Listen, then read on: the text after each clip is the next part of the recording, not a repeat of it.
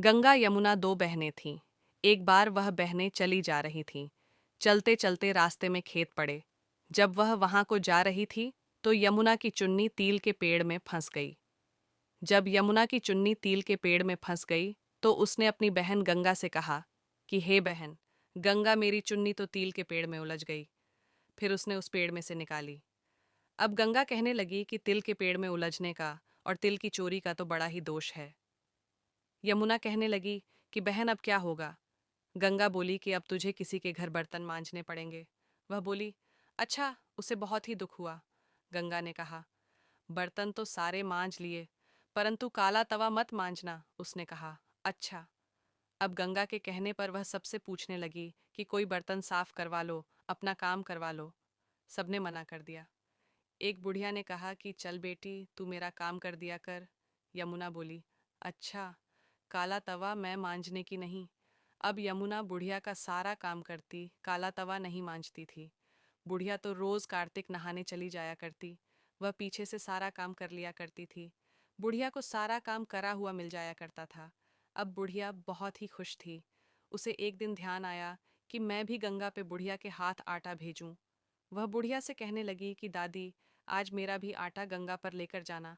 हाँ दादी, एक बात बताऊं, यदि गंगा हाथ पसार कर लेगी तो देना, यदि हाथ पसार कर नहीं लेगी तो मत देना। इस तरह से कहना, लय हे गंगा, तेरी बहन यमुना ने यह आटा दिया। जब वह हाथ पसार कर आएगी तो मेहंदी लगी होगी, नथ बीच में पहने होंगी, पूरा सिंगार करे होगी और छम छम करती आवेगी। बुढ़िया ने कहा, अच्छा। जब बुढ़िया गंगा नहाने गई तो यमुना ने आटा दिया और वह ले गई। बुढ़िया ने वहां जाकर नहा धोकर पूजा पाठ किया। फिर उसके बाद घर के लिए चल दी। पर बुढ़िया गंगा को आटा देना भूल गई। रास्ते में जाकर उसे याद आया कि हाँ, मैं तो आटा ही देना भूल गई।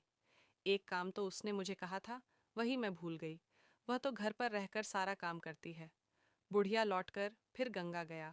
वहां पर जाकर उसने आवाज लगाकर कहा कि ले हे गंगा, तेरी बहन यमुना ने तुझे आटा दिया है। वह एकदम छम छम करती, मेहंदी भरे हाथ पूरा श्रृंगार किए हुए, बहुत सुंदर रूप में जगमगाती हुई आई और आकर हाथ पे से आटा उठाकर ले गई।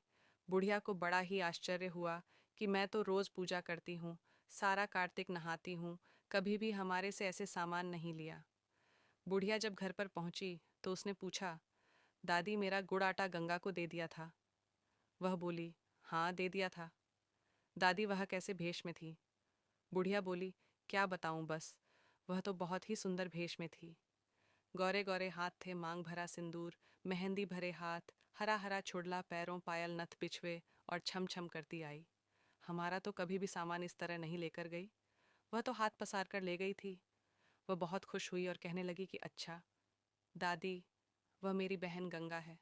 हम बहनें हैं गंगा, यमुना। एक बार हम चले जा रहे थे तो मेरी चन्नी में तिल का पेड़ उलझ गया था, जिससे मुझे तिल चोरी का दोष लग गया था। फिर गंगा ने मुझे बताया कि तुझे तिल का दोष निवारण करने के लिए 1 वर्ष तक किसी के घर काम करना पड़ेगा। मैंने इसलिए 1 वर्ष तक आपके घर काम किया। अब मैं जा रही हैं। बुढ़िया को बड़ा ही दुख हुआ कि यह तो मुझे यमुना से काम कराकर पाप लगा है। पर बुढ़िया ने तो अनजाने में ही काम कराया था। बुढ़िया यमुना को जाने से रोकने लगी कि तू मेरे पास ही पर कहाँ रुकती। वह यमुना में चली गई। गंगा गंगा में रहती थी, यमुना यमुना में रहने लगी। जय गंगा मैया की जय, जय यमुना मैया की जय।